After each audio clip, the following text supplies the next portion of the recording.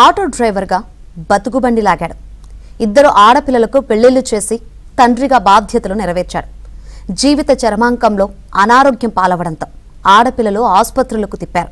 అయినా నయం కాకపోవడంతో డబ్బులు పెట్టలేక ఆ తండ్రిని ఇంట్లోనే బందీ చేశారు. చూసేవారు లేక, బయటకు రాలేక, మాట్లాడలేక ఆ తండ్రి జీవచ్చంలా బతుకుతున్నారు. స్థానికుల ద్వారా సమాచారం అందుకున్న ఏబిఎన్ ఆంధ్రజ్యోతి వెంకటస్వామి దయనీయ పరిస్థితిని వెలుగులోకి తీసుకొచ్చింది.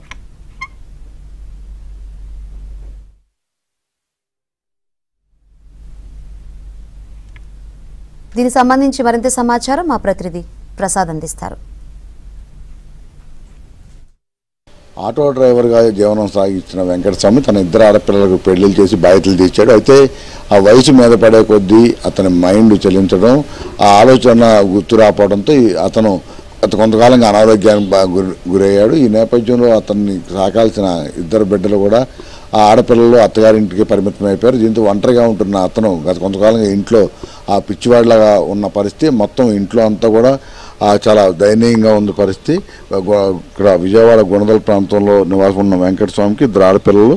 అతను ఆటో డ్రైవర్గా ఉంటూ ఆ మొత్తం కుటుంబాన్ని పోషించాడు. అయితే గత కొంతకాలంగా ఇబ్బంది పడుతున్నట్టు కూడా పిల్లల కుమార్తెలు అలాగే స్థానికులు చెప్తా ఉన్నారు. ఇద్దరు పిల్లలకు పెళ్లి కావడంతో ఆడపిల్లలు తమ అత్తగారింట్లో ఉంటున్నారు. అప్పుడప్పుడు వచ్చి చూసి వెళ్ళేవాళ్ళు. అయితే అతనికి ఆ మతి చెల్లించడం, జ్ఞాపక శక్తి కోల్పోవడంతో తరచూ పిచ్చి పిచ్చిగా ప్రవర్తిస్తూ ఉన్నాడు. దీనికి సంబంధించి ఇద్దరు ఆడపిల్లలు కూడా కొంతమందికి చూపించినప్పటికీ కూడా ఆ పూర్తిగా నయం కాకపోవడంతో వారు కూడా ఆర్థిక ఇబ్బందుల నేపథ్యంలో ఇంకా ఖర్చు పెట్టలేమంటూ కూడా చేతులు ఎత్తేశారు. చివరికి సొంత ఇల్లే కావడంతో ఇంట్లోనే అతను వదిలేసి బయటికి రాకుండా తాళం వేసి వెళ్ళిపోయారు. అయితే అప్పటి నుంచి కూడా వెంకటస్వామి ఇంట్లోనే ఉంటూ మొత్తం ఇక్కడే చుట్టుపక్కల వారు ఏమైనా పెడితే తినటం, మొత్తం అన్నీ కూడా ఆ లోపలే ఉండిపోవడంతో బందీగా మిగిలిపోయాడు. స్థానికులు దీనికి సంబంధించి మాట్లాడినప్పుడు కూడా అతను సరిగా స్పందించకపోవడం, ఆ కన్నబిడ్డలు వచ్చి చూసి వెళ్ళినా కూడా వారిని కూడా గుర్తుపట్టలేని పరిస్థితిలో ఉండటంతో వారు కూడా తమ వల్ల కాదని కూడా వదిలేశారు. ఇప్పుడు అతనికి ఆరోగ్య పరిస్థితిపై కూడా అందరూ ఆందోళన ఆవేదన వ్యక్తం చేస్తారు. తన ఇంటి దగ్గర కూడా దుర్వాసన రావడం చుట్టుపక్కల వారికి కూడా ఇబ్బందిగా మారుతున్న నేపథ్యంలో ప్రభుత్వం లేదా కార్పొరేషన్ అధికారులు స్పందించాలని కూడా కోరుతూ ఉన్నారు. ఎందుకంటే ఇప్పటికే అక్కడ ఇంటి దగ్గర కూడా చాలా పరిస్థితి చాలా దారుణంగా ఉంది. భోజనం, అశుద్ధం అన్నీ ఒకే చోట ఉన్న నేపథ్యంలో అతను చూసిన వారు కూడా తీవ్ర ఆవేదన చెందుతూ ఉన్నారు.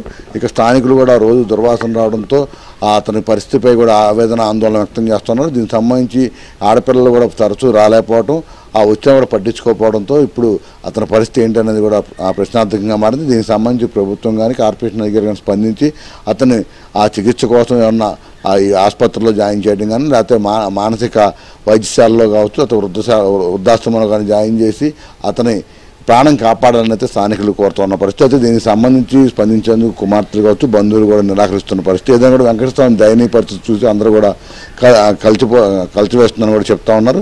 అయినప్పుడు కూడా తామేమి చేయలేకపోతామని చెప్తున్నారు. ప్రస్తుత పరిస్థితుల్లో వెంకటస్వామి ప్రాణాలు కాపాడే బాధ్యత ప్రభుత్వం లేదా అధికారులు తీసుకోవాలని కూడా వీరు కోరుతున్నారు. ఇప్పుడు నెక్స్ట్ విలియమ్స్తో వరప్రసాద్, ఏబిఎన్ ఆంధ్రజ్యోతి, విజయవాడ గుణదల ప్రాంతం.